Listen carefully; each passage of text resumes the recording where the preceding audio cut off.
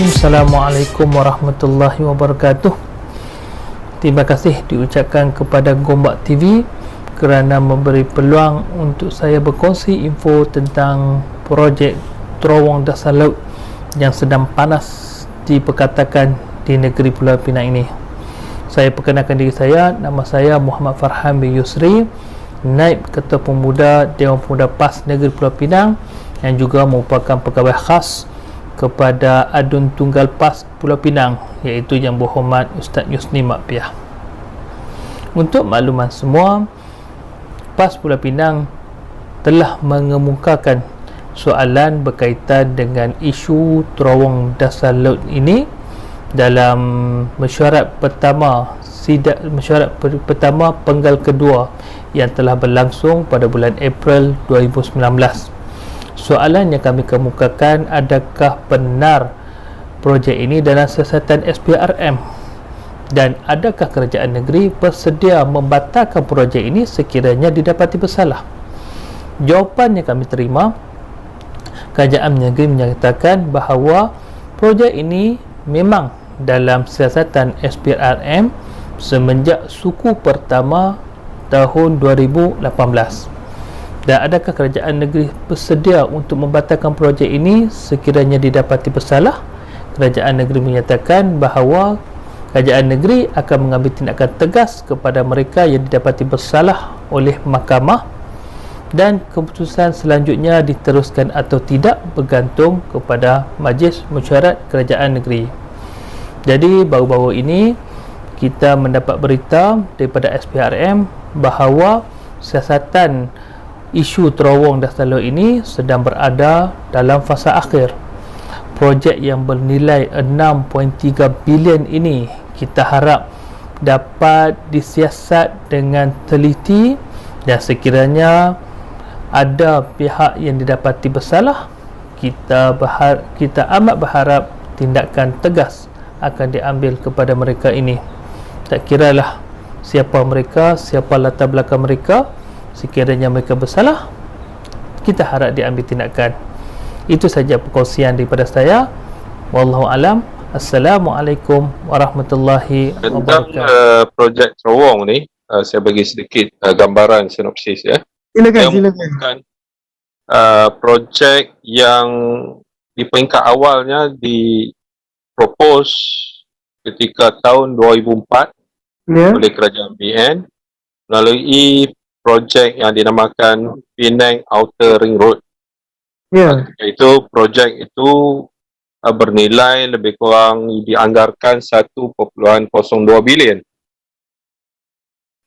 Dan projek ini melibatkan beberapa shareholder yang besar adalah MRCB dan juga Peninsula Metro World Sdn Bhd. Dan projek ini ketika itu dia melingkari island Penang Island ni lebih kurang 17 km expressway, dan daripada Tanjung Tok Kong ke Glogor dengan 8 interchange. Kemudian memang projek ini di peringkat rakyat Pulau Pinang memerlukan sangatlah satu projek untuk meleraikan kesesakan lalu lintas daripada Air Hitam dan juga Tanjung Tok Kong menerusi jalan Sultan Azlan Shah, dan kelulusan projek core ini telah diluluskan oleh Perdana Menteri atau Kerajaan Persekutuan pada tahun 2007 sebelum PRU 2008 atau PRU ke-18 PRU ke-12, minta maaf. Namun projek ini tergendala disebabkan oleh kalahnya Barisan Nasional Gerakan pada tahun 2008 dimenangi oleh kerajaan baru, iaitu DAP lah yang mendominasikan Pakatan Rakyat ketika itu. Untuk makluman, sepanjang 2004 sehingga 2008 DAP cukup extremely menentang projek ini. Projek yang saya sebut tadi, PORR, Penang Outer Ring Road, dan isu-isu ini cukup ditentang apa nama dibangkitkan khususnya masalah-masalah alam sekitar. Projek dimainkan adalah projek-projek kroni BN dan ia digembar-gemburkan dengan isu-isu rasuah kononnya. Khususnya merupakan modal-modal untuk DAP memainkan isu-isu ini untuk berhadapan dengan PRU tahun 2008. Pada masa itu, dan akhirnya mereka berjaya berkuasa dan telah memerintah Pulau Pinang, dan pelbagai agenda baru dalam dimainkan oleh dibangkitkan oleh kerajaan DAP, khususnya kerajaan yang transparansi, CAT dan sebagainya. Dan dia cukup Penang DAP ni melalui Lim Guan Eng, Ketua Menteri ketika itu, cukup sinonim dengan trademark CAT ni, ketelusan dan sebagainya. Namun projek yang melibatkan terowong ini ia berasal daripada Penang Master Plan yang telah dirangka oleh kerajaan DAP melalui Lim Guan Eng. Dan saya masih ingat ketika saya masih menjadi ahli majlis perbandaran Pulau Pinang pada tahun 2010 ke 2014, CM Lim Guan Eng biasa panggil satu mesyuarat yang melibatkan ahli majlis, adun-adun, ahli parlimen. Bila mana plan Penang Master Plan ini sedang dikritik oleh kerajaan, oleh pembangkang iaitu Barisan Nasional, dan akhirnya setelah beberapa tahun barulah keluar Master Plan yang sebenar, dan telah diubah suai setelah mana pada tahun 2011 ini satu konsultan yang dinamakan Helcro Transport Consultant daripada Britain dipanggil untuk membuat kajian. Hampir 2 ke 3 tahun research telah dibuat dengan bayaran sebanyak 3.2 juta dibayar kepada Helcro. Hasil daripada kajian Helcro ini dia lebih memberi fokus kepada public transportation, kelancaran lebih sistematik ke atas public transportation. Namun rancangan Helcro ini yang telah dibentangkan kepada kerajaan negeri pada tahun 2011, 12 dan 13 ni telah diketepikan. Ketika itu Helcro mencadangkan dengan kos lebih kurang 10 bilion. 10 bilion sahaja. Setelah kalau kita tengok projek daripada BN dulu, Penang Outer Ring Road, lebih kurang 1.02 ke 1.5 bilion. Tapi dengan cadangan Helcro ini mungkin disebabkan oleh naiknya harga-harga kos construction, maka dicadangkan dengan kos sebanyak 10 bilion.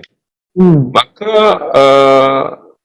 kerajaan negeri Pulau Pinang ketika itu di bawah Lim Guan Eng telah menepikan, mungkin atas sebab-sebab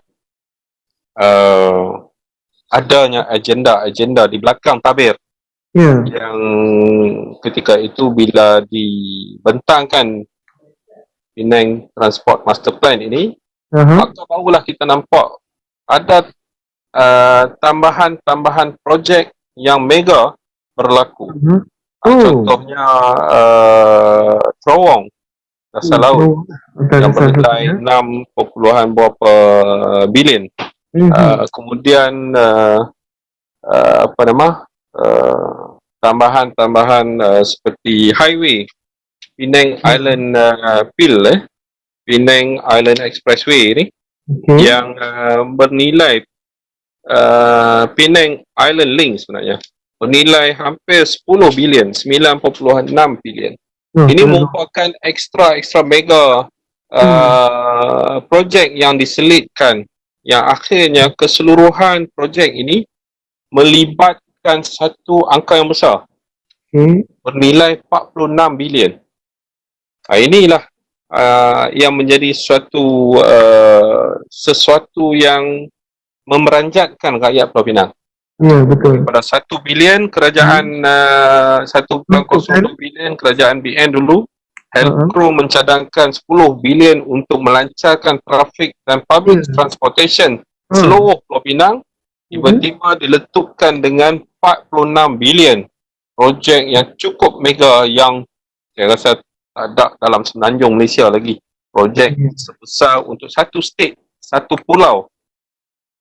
Ataupun satu negeri yang mendapat yang ingin menjalankan satu mega projek yang mega projek tu betul. Setakat ni siasatan SPRM dah sampai mana, dah tahap ke mana? Dah episod mana? Maksud episod mana tu? Memanglah 6 kertas siasatan telah dibuka, betul tak? 6 kertas siasatan sebelum ni pada tahun 2019 telah dibuka, dan sekarang bila-mana kerajaan Pakatan Harapan naik, terdiamlah, dimasukkan di bawah kapet semua kertas siasatan ini. Betul. Dengan pelantikan pengarah pengurusi SPRM yang baru, kemudiannya Ling Guan Eng daripada Ketua Menteri lompat menjadi Menteri Kewayangan, yang terlihat banyak wayang berlaku, betul. Dan wayang-wayang ini telah sebenarnya memeranjatkan, memberi satu tamparan hebat balik kepada kerajaan DAP di Pulau Pinang.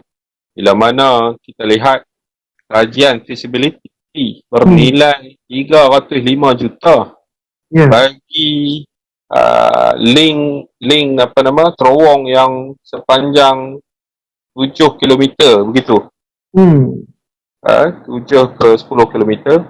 Sedangkan di Canada jarak yang lebih kurang sama, nilai hanya saya rasa 50 juta sahaja dalam nilai ringgit. Jauh beza. Kajian feasibility ini dibuat dengan nilai yang berkali-kali ganda. Di sinilah start kritikan oleh netizen dan juga penduduk Pulau Pinang, NGO dan sebagainya yang telah query, mempersoalkan dan membuat perbandingan dengan negara luar. Kenapa nilai ataupun kos untuk feasibility study ini terlalu tinggi, malah dibayar dengan melalui swap land. Syarikat yang mendapat tanah tersebut telah pun mendirikan projek pembangunan kondominium di situ. Dah buat dah? Ya. Okay. So ini yang kita lihat, benda projek terowong ini memang mempunyai muslihat dan akhirnya setelah SPRM masuk, baru-baru ni tersebar kertas siasatan tu, maka sama ada benar atau tidak saya tak mau komen, sebab itu di bawah siasatan SPRM dalam siasatan dulu. Tetapi sekurang-kurangnya rakyat telah menampak gambaran apa yang sebenarnya berlaku. Kerajaan yang mewar-warkan, yang memperjuangkan dulu satu kata kalimat iaitu transparansi melalui slogan CAT, CAT, yang kita lihat mereka sendiri menipu rakyat Pulau Pinang, khususnya pengundi-pengundi DAP. Mereka ni adalah terdiri daripada mereka-mereka yang hipokrit, saya boleh katakan hipokrasi. Betul. Saya pun sungguh hipokrit, sebab dia sendiri cakap dengan YMDB, dengan anti rasuah, dengan macam-macam dekat. Kalau kita tengok parlimen tu dah macam zoo. pada masa itu. Tuduh orang tu mencuri, merompak apa semua. Last kali terowong, cakap balik dekat dia sendiri. Mana yang jelutong? Mana jelutong? Apa komen dia tentang ni? Betul tak? Dia duduk Filipina juga. Jelutong dulu kawan saya tu juga tu. Pasal apa cerita dia sekarang ni? Jelutong dah tak ada modal lah mereka ni. Nak cakap sekarang ini, kerajaan DAP Pulau Pinang dalam keadaan defensif. Cukup defensif sekarang. Betul. Di mana dia buat dulu fitnah kepada kerajaan yang memerintah Barisan Nasional yang dalam keadaan defensif sehingga jatuh. Sekarang ini bibit kejatuhan DAP ni cukup jelas, nyata. Nampak dah sekarang ni. Sebab apa? Sebab saya nampak sekarang kebanyakan pemimpin-pemimpin DAP Lim Guang Eng sendiri pun masih tak ada apa-apa isu yang ingin dia nak cerita. Sebab dia sendiri pun sedang terpalit. Itu belum cerita tentang banglo dia lagi. Sebab kes dia pun dah tutup.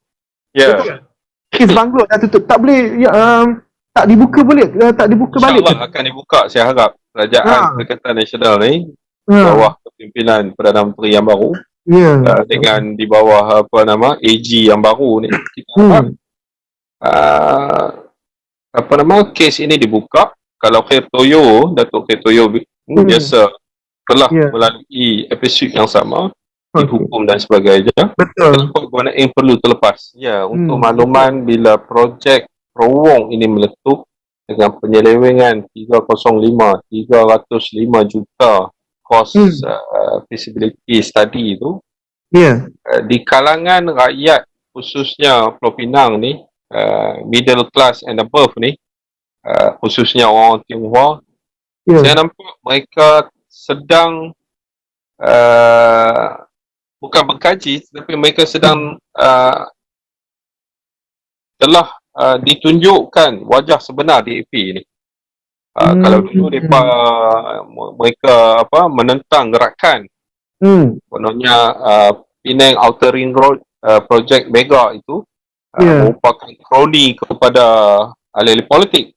Tapi sekarang ini projek yang bernilai 46 bilion ni, yang merangkumi keseluruhan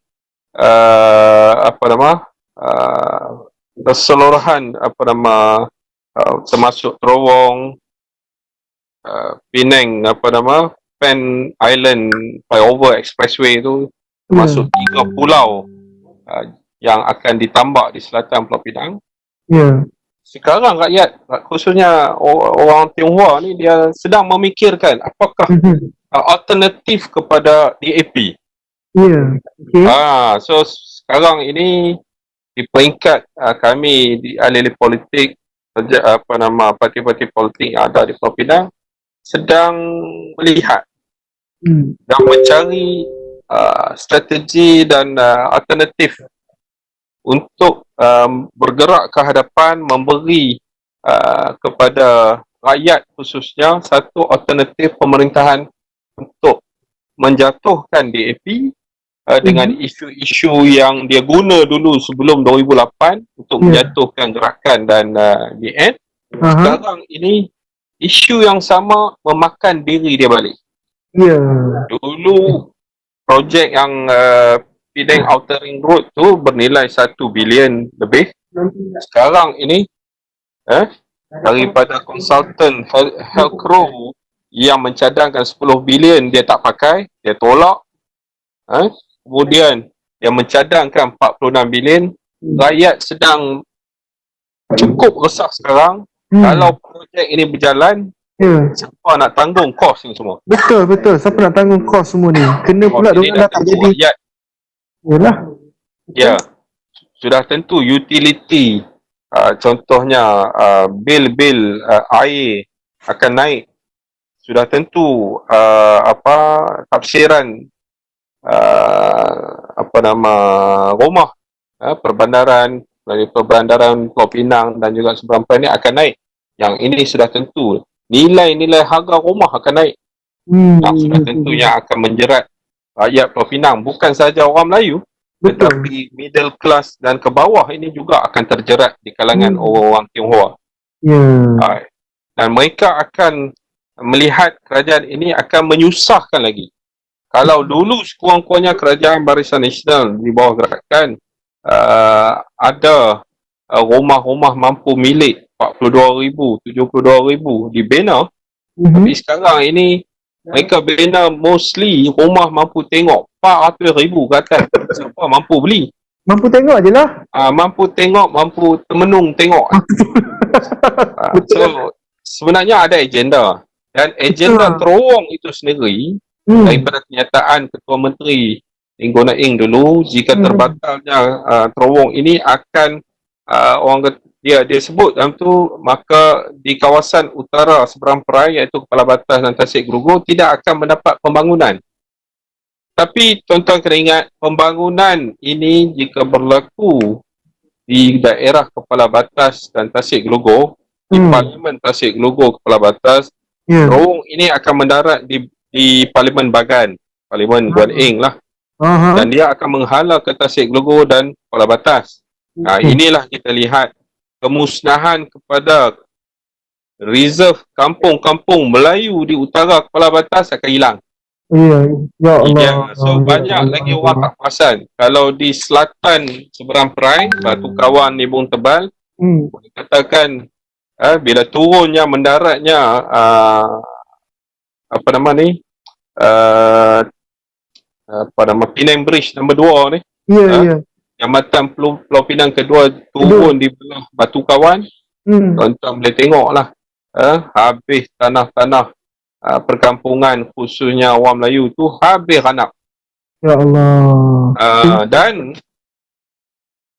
sudah ada usaha-usaha untuk meranapkan perkampungan Melayu di Kepala Batas dan Timur Laut, di Tasik Glogor tu. Bila mana kes korupsi berlaku dulu, di mana Hunza dengan Yayasan Bumi-Putera dulu ditahan oleh SPRM, dan Hunza Development ni merupakan rapat dengan Ketua Menteri ketika itu. So sebab itulah projek-projek ini telah orang kata tanahnya telah dijual dari pintu belakang ini, yang telah melibatkan kes-kes SPRM ini adalah untuk memulakan projek-projek mega di sana, yang akhirnya kita akan lihat rumah-rumah tidak akan mampu milik, tidak akan merupakan rumah yang kita orang Melayu mampu milik, tapi mampu tengok sajalah. Kalau rumah kos 300-400 ribu. Okey, dan balik kepada apa nama kes terowong ini, yang merupakan satu dilema sekarang ni kepada DAP, dan saya haraplah sekarang ini SPRM sedang berkampung di Pulau Pinang ini khususnya, tiap-tiap hari naik turun di Komtar. Saya harap bongkarkanlah sehabis-habisnya supaya rakyat lihat sejauh mana hipokrasi DAP ini yang telah bukan saja menipu rakyat dalam PRU ke-14, tetapi menipu bulat-bulat rakyat Pulau Pinang, yang akan menyebabkan bukan saja kerajaan negeri akan bankrupt, rakyat Pulau Pinang juga akan menanggung satu beban kos yang cukup besar. Projek ini projek 46 bilion ini, fund dia akan didanai setelah 3 pulau ini yang di selatan Pulau Pinang ini dibina. 3 pulau ini berkeluasan 4,500 ekar. 4,500 ekar, dan dianggarkan lebih kurang 400,000 penduduk atau perumahan yang akan dibina di situ. So bayangkan, tanah ini bila mana telah ditambak menjadikan 3 pulau di selatan Pulau Pinang, yang akan dijual kepada pemaju-pemaju. Dan daripada situ, fund yang telah tanah itu akan generate fund untuk kononnya mendanai PTMP, Penang Transport Master Plan. Itu secara ringkas penerangan dari mana dia nak dapat duit. Tapi sekarang ini pun Kerajaan Negeri Pulau Pinang dia mempunyai masalah untuk start up. Dia memerlukan sekurang-kurangnya 10 bilion untuk start. Dan baru-baru ni pun dia masa kerajaan PH memerintah, dia telah minta dekat kerajaan pusat 10 B. Dia kata 1 B kalau dapat dulu pun dia dah boleh start up lah 1 bilion. Betul. So sekarang ini itulah status dia dan itulah funding yang dia akan dapat daripada penjualan tanah 3 pulau tu. Itu dia punya skill cara lah. Tapi yalah, bila tambak tu efek dia lain pula kan bang. Okay, tambak sudah tentu kita ekosistem lah. Betul, nelayan apa semualah. Memanglah dari segi perancangan bandar, Penang State yang akan yang diketuai, yang diterajui oleh DAP yang akan merancang.